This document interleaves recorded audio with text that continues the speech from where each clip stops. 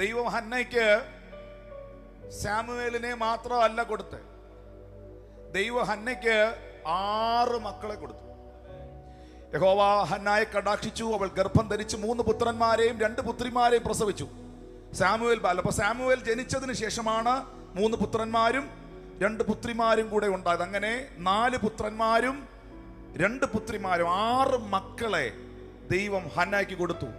നിന്റെ ഗർഭപാത്രം അടഞ്ഞുപോയി, നീ മച്ചിയായിരിക്കും അവസാനം വരെ, നീ പ്രാർത്ഥിച്ചിട്ട് എന്തിയെ എന്ന് ചോദിച്ചവരുടെ മുമ്പിൽ ആ വീട്ടിൽ പിള്ളേരെയും കൊണ്ട് ദൈവം നിറച്ചു.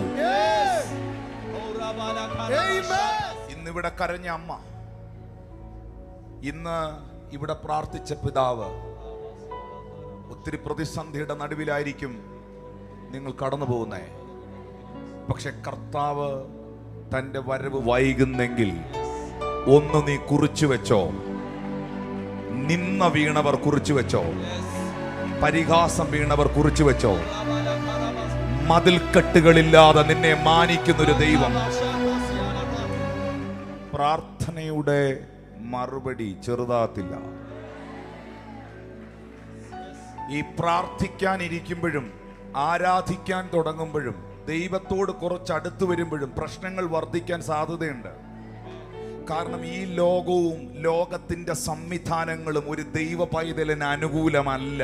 ആ ദൈവമകൻ ഇതിനെയെല്ലാം വകഞ്ഞു മാറ്റി ഒഴുക്കിനെതിരെ നീന്താൻ തുടങ്ങുമ്പോൾ കുറച്ച് ആയാസപ്പെടേണ്ടി വരും. പക്ഷേ ആയാസപ്പെട്ടെങ്കിലും, ആയാസപ്പെട്ട് പ്രാർത്ഥിച്ചെങ്കിലും, ആയാസപ്പെട്ട് ഉപവസിച്ചെങ്കിലും, ആയാസപ്പെട്ട് ആരാധിച്ചെങ്കിലും നിന്റെ സമയം വരും.